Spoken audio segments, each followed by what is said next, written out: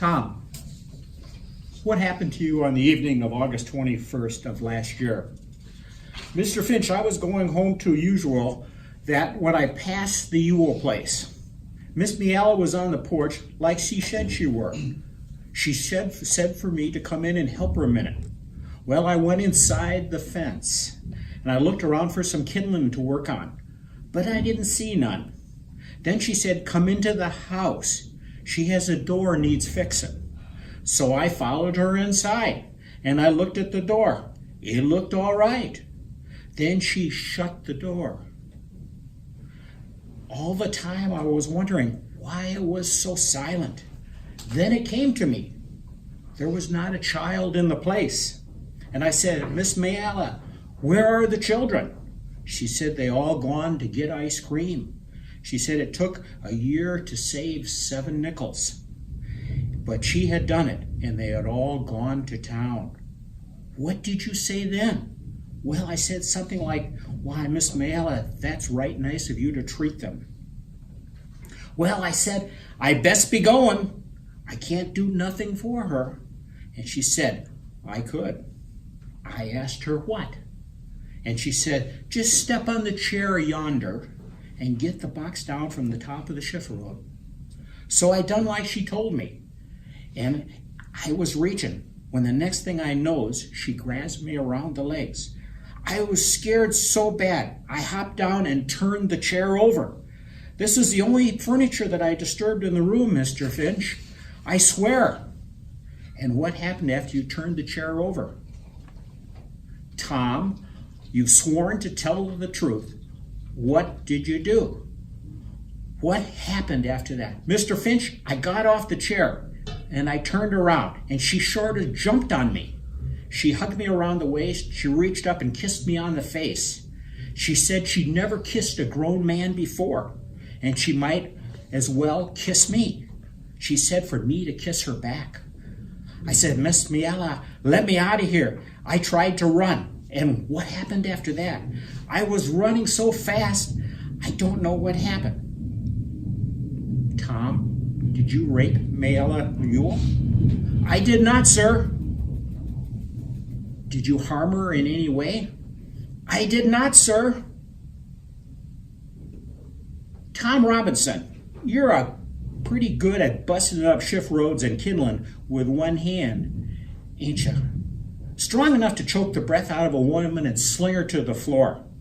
I never done that, Mr. Finch, but you're strong enough to do it. I reckon so.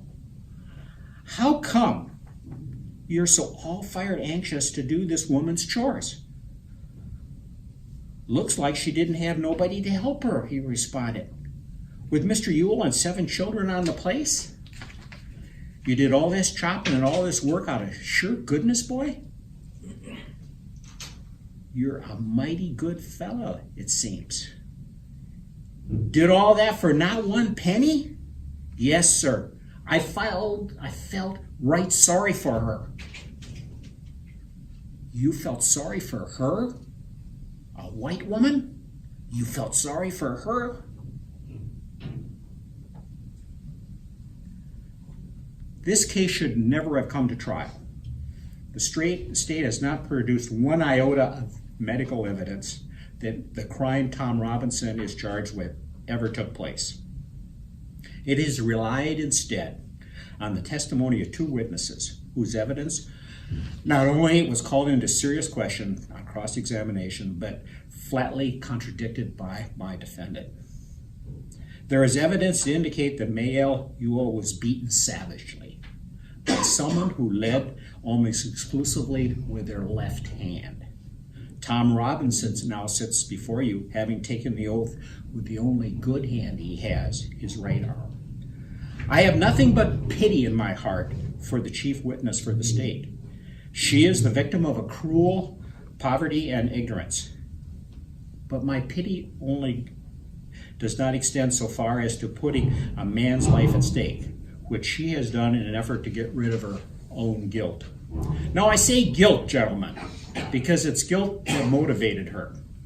She's committed no crime. She's just merely broken a rigid and time-honored code of our society. a code so severe that whoever breaks it is hounded from our midst as unfit to live with. She must destroy the evidence of her offense. What is the evidence of her offense? Tom Robinson, a human being. She must put Tom Robinson away from her. Tom Robinson was to her a daily reminder of what she did. Now, what did she do? She tempted a Negro. She was white, and she tempted a Negro.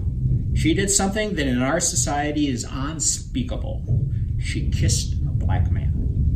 Not an old uncle, but a strong, young Negro. No code mattered in her before she broke it, but it came crashing down afterwards. The witnesses for the state have presented themselves to you, gentlemen, in this court in the cynical confidence that their testimony would not be doubted, and confident that you gentlemen would go along with them on the assumption that, and the evil assumption that all Negroes lie, all Negroes are basically immoral beings, and all Negro men are not to be trusted with our women. Tom Robinson, a quiet, humble, respectable Negro, has had the unmitigated temerity to feel sorry for a white woman. And he had to have his word pitted against two white people's. The defendant is not guilty, but somebody in this courtroom is. Now, gentlemen, in this country, our courts are our great levelers. In our courts, all men are created equal. I am no idealist to believe firmly in the integrity of our courts and of our jury system. That's no ideal to me. That is a living, working reality. Now, I am confident that you gentlemen will review without passion the evidence that you have heard. Come to a decision and restore this man to his family. In the name of God, do your duty. In the name of God, believe Tom Robinson.